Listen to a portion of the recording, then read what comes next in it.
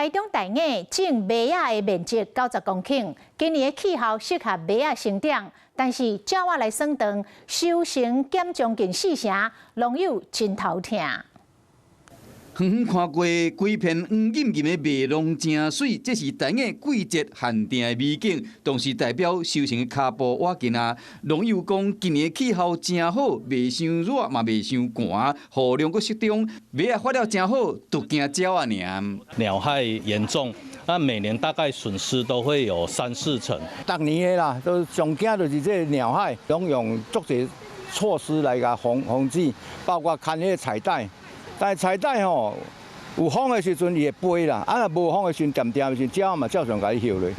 台雅种麦的面积差不多有90外公顷，是全台湾第3大产区。近年来，拢是甲金门的农技所合作。农友嘛讲，政府会当重视鸟害问题，提出解决的对策，减少农友的损失。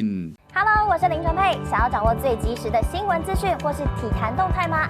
赶快按赞、订阅、开启小铃铛，锁定华视新闻的 YouTube 频道。